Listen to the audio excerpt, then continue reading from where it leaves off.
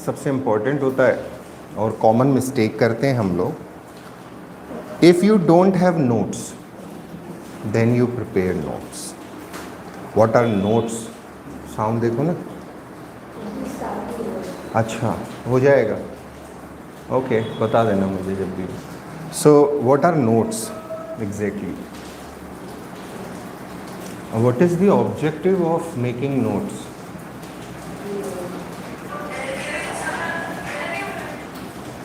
What is the objective of making notes, my dear? Why we should make notes? To remember. To remember when? To learn one thing, okay? When? To revise. To revise, right? है ना? Why? Why? Why revision? Exactly. Sir समझिएगा इस बात को. Why revision? Because you have to revise what you have learn, because knowledge has its expiry date. Knowledge has its expiry date. What you learn today, you will forget someday. It's truth. It's truth. And how much we have to learn? ऐसा नहीं है कि बहुत अजीब व गरीब चीज़ें हमें पढ़ना है. हमें रॉकेट साइंस नहीं पढ़ना होता यूपीएससी में, बट हमें बहुत सारी चीज़ें पढ़नी होती. बेस लेवल के ऊपर पढ़नी होती, मॉडरेट लेवल के ऊपर पढ़नी होती हैं, लेकिन बहुत सारी चीज़ें पढ़नी होती हैं. तो रिवीजन कब करेंगे आप?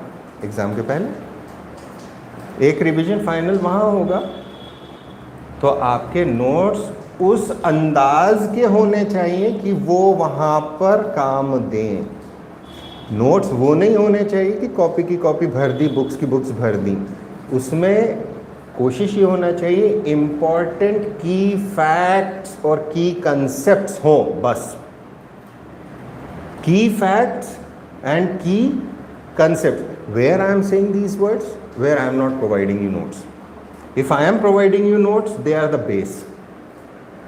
Moderate level, above moderate level के नोट्स हैं आपके पास. अब आपका काम क्या होगा, आप जो भी दूसरा सोर्स लेते हैं, it may be a YouTube video, it may be a book, it may be a couple of books. उन बुक्स में से आपने पढ़ना है, या कोई नोट्स आपने लिए, कोई ऑनलाइन कंटेंट आपने देखा, कोई कहीं से कुछ भी करा, आपने MCQ लगाए पुराने,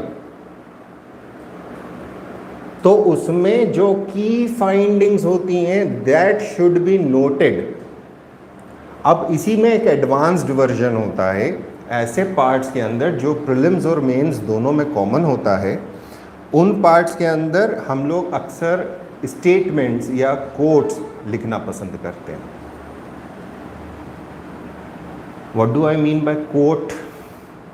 समबडी सेड समथिंग, है ना. Somebody means that somebody was or is important, है ना.